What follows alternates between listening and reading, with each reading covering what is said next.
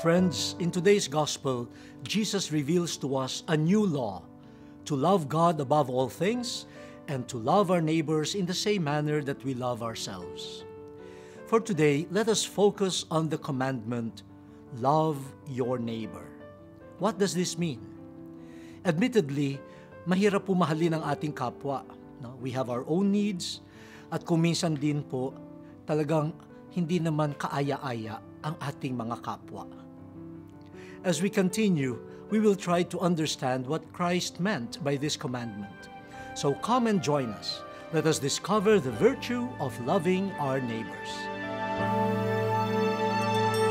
Walang sino man ang nabubuhay para sa sarili lamang.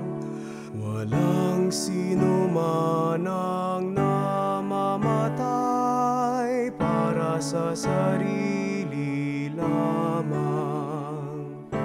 Tayong lahat ay may pananagutan sa isa't isa.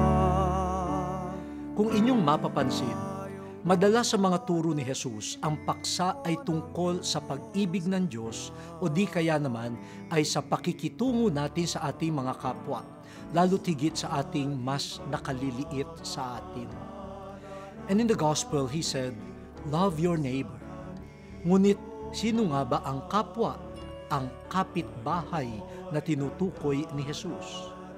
Sa ating pagninilay-nilay, mababanaaga natin na itong neighbor na sinasabi ni Jesus ay ang mga taong nangangailangan, yaong mga walang tirahan, walang panlaman sa kanilang kumakalamnat yan, mga walang malinis na kasuotan. Simula pa noong panahon ng mga propeta, itong pagmamahal sa kapwa ay itinuturo na. You know, dear friends, God Himself revealed this to Moses and to the Israelites twice in the book of Leviticus.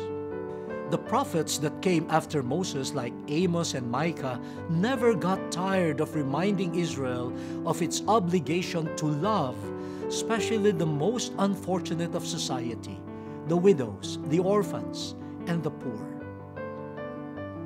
In the New Testament, as we said at the start, Jesus renewed this call to love our neighbor, especially the poorest of the poor. In Matthew 25, He even makes this a condition for our salvation. He says, whatever you do to the littlest of your brothers and sisters, you do to me. Of course, we remember Jesus' wonderful story, the parable of the Good Samaritan. Ayon po kay Jesus, minsan mayroong isang manlalakbay at sa kanyang daan may mga humarang sa kanya.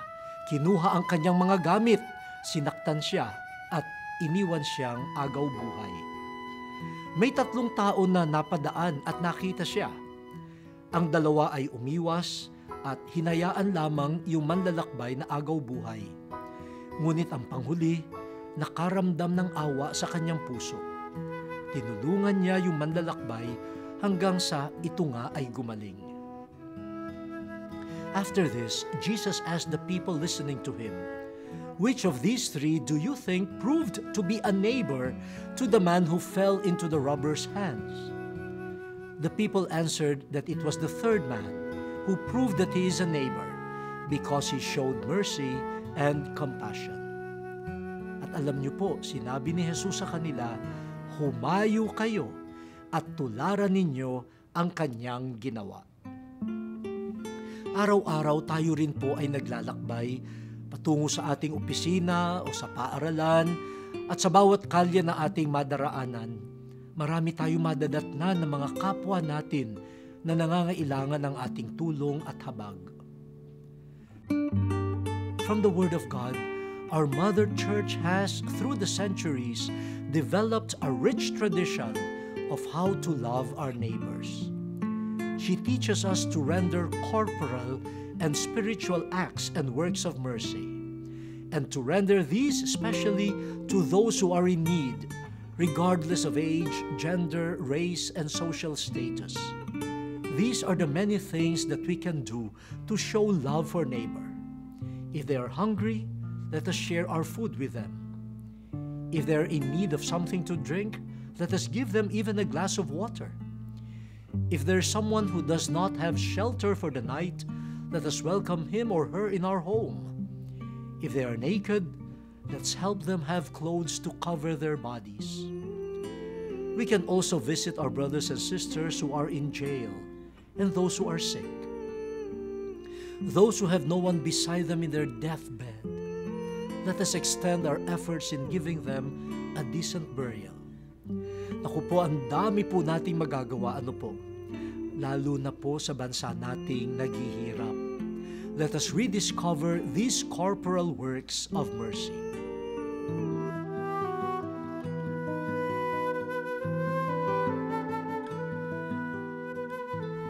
But you might say, Bishop, I don't have much to give.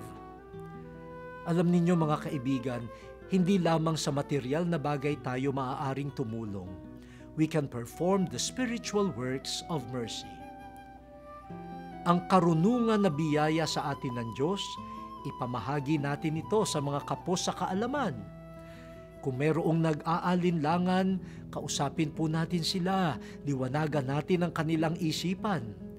Tulungan nating matuwid ang mga pagkakasala ng ating kapwa at maging maunawain tayo kung mayroon mang nagkakasala sa atin. Tayo po'y magpatawad. Kalingain natin ang mga taong napanghihinaan ng loob at mga nagdadalamhati at palagian na ipagdasal natin ang ating mga kapwa. These are the many things that we can do to show mercy and compassion to our neighbors. Hindi lamang ang mga material na bagay ang kanilang kailangan. Kailangan nila ang ating presensya, na tayo'y kaisa nila, na tayo'y karamay nila. In this way, we can be God's instruments of love for our neighbor.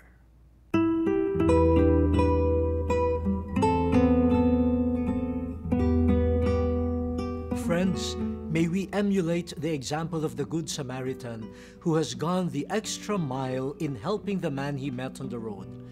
Buksan po natin ang ating mga puso at naway masumpungan natin ang pagtulong sa ating kapwa. Ang sabi nga po ni San Francisco ng Assisi, sa pagbibigay, tayo ay nakatatanggap.